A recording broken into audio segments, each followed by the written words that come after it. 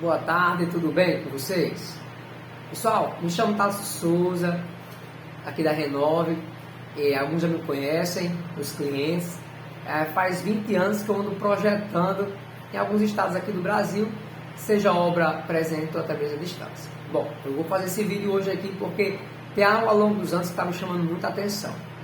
Como o pessoal sabe, eu sou da Renove, nós e a minha equipe, nós em específico trabalhamos com reformas, certo? Reforma de casa, reforma de piscinas, reforma de empresas, reforma de imóveis, não importa, a gente renova o que for preciso na construção civil.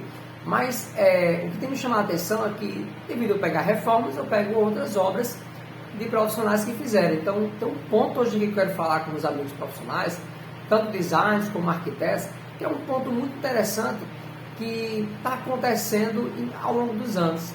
Sabe qual é esse ponto?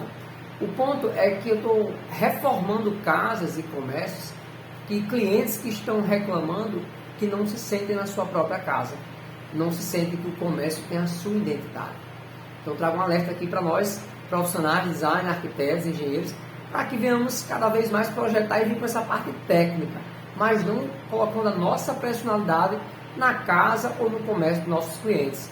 Fica a dica aí para você que é profissional da área, design interior, arquiteto, lembre sempre de estampar nos seus projetos a cara do seu cliente e não a sua personalidade, porque aí vai ter muitos projetos não só parecidos, praticamente iguais, e que não vão, as pessoas vão entrar e não vão se sentir na sua própria casa, e isso é muito estranho. E é muito interessante que ao longo dos anos eu fui identificando os principais pontos que levam a cometer esse erro, tanto do cliente como dos profissionais. O primeiro ponto é você, cliente, não saber qual é o seu estilo. Será que você sabe qual é o seu estilo de decoração, o seu estilo da qual você olha para um móvel e gosta, olha para um móvel e não gosta? Eu sempre digo, cada um tem o seu estilo. Por exemplo, eu sou rústico, eu gosto de materiais mais grossos, materiais que tenha em si, não tem uma textura fina, um acabamento muito delicado, eu não gosto de acabamentos muito delicados. Então, por exemplo, o centro da minha casa é uma tola de jaca, que me deram já conhecendo o meu estilo. Vai vendo quando a gente conhece o estilo de alguém, a gente presenteia alguém, a pessoa ama, porque quando se conhece o estilo, não mostra apenas uma pessoa com personalidade. O que é uma pessoa com personalidade? É alguém que sabe dizer não. Você primeiro tem que saber o que você não gosta, para não acompanhar modas que depois vai ter objetos e móveis na sua casa que você vai se desfazer, vai perder até dinheiro, porque podia ter colocado ali, por exemplo, uma mesa no seu estilo que ia durar 50 anos. Colocou uma mesa cara, estava na moda, mas que você não gosta, o profissional indicou. Então, o primeiro ponto é identifique seu estilo. Você cliente e você profissional, procure identificar o estilo do seu cliente e respeitar mais. E muitas vezes os profissionais, eles entendem o estilo do cliente, mas acabam aplicando o seu estilo na casa do cliente, no comércio. Isso é muito maléfico para depois, quando a gente faz o projeto, às vezes executa a obra, vai embora e o cliente fica morando na casa que ele não se sente em casa. E no comércio, trabalhando, que não vê a sua personalidade, a história do seu comércio no próprio projeto. Então é muito bom incorporar na casa elementos, não só pensar numa casa funcional em termos de circulação e acessibilidade, mas pensar em específico para a vida daquele cliente. Então a gente vai ter um projeto realmente personalizado na prática e não apenas um projeto que é personalizado só para uma divulgação do profissional. Então você identifique seu estilo, é muito importante você com o seu profissional identificar qual estilo você tem, para que não venha acontecer esse erro e que tem causado muito desconforto ao longo dos anos que eu venho acompanhando e reformando algumas casas e alguns ambientes. E eu tenho visto essa dificuldade, então fico alerta aí para nossos profissionais, né? Aqueles que são design interior como eu e os arquitetos e engenheiros também. A gente começa a entender que a nossa parte profissional, falo específico agora para os profissionais da área, a gente vive com a parte técnica, trazendo funcionalidade, acessibilidade, segurança, não só na estrutura, mas segurança. O cliente está em um ambiente ventilado, claro que não vai ter mofo, bem arejado, para que não venha ter mofo e aquele cliente venha estar num ambiente insalubre, gastou muito, porém tem mofo no ambiente, o ar está desagradável, está causando alergia nas pessoas que moram na casa e no comércio. importantíssimo, uma das reformas, muitas das reformas que eu faço, a maioria dos problemas é a falta de ventilação, onde priorizaram muita beleza, mas sem ventilação e claridade.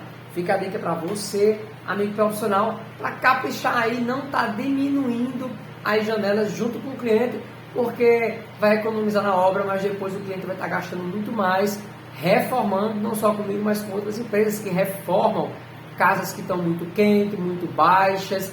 Fica um alerta também para a altura da casa, varia de região aqui no país, tem lugares que não precisam ter uma casa alta porque uma temperatura é confortável, mas tem lugares, por exemplo, aqui no Nordeste, no Rio Grande do Norte, onde eu moro, aqui você tem que ter no mínimo 3,20 de altura, isso sem modelo de forno. Então assim, deixa aí 3,50 quando puder aqui na parte do Nordeste brasileiro, porque além de ter uma ventilação adequada, você vai ter que ter um ambiente dentro, arejado, para que aquele ambiente fique térmico.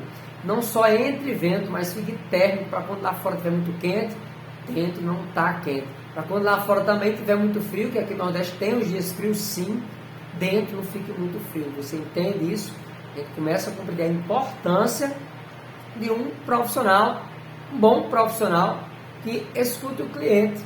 Então, você cliente, você está sendo ouvido pelo seu profissional? Se não está, faça o seu profissional lhe ouvir. Deixe bem claro que o projeto tem que ter a sua cara e o seu querer, e não a cara do profissional e o querer do profissional. Às vezes você pode estar, mas tem cliente que não entende muita coisa. Porém, o cliente, até mesmo que eu já peguei muitos clientes que são analfabetos, e apesar dele não entender da área, da parte técnica, que é nós que temos que entender, mas ele sabe muito bem o que ele gosta e o que ele não gosta. O que ele acha sem graça e sem vida e o que ele acha com graça e com vida. Porque, por exemplo, alguém minimalista, mesmo sendo uma pessoa antiga, vem para mim e diz, eu quero o mínimo de coisa possível. Ele nem sabe o que é minimalismo, mas ele vai e diz, eu quero no quarto só a cama, 2 criados mudos e um painel com a TV só. E o posto fica tudo lá, não quero mais baú, eu não quero tapete, eu não quero nada. Você entende? Eu não quero curtir nas paredes. Então ele nem sabe o que é minimalismo, mas ele tem um estilo minimalista.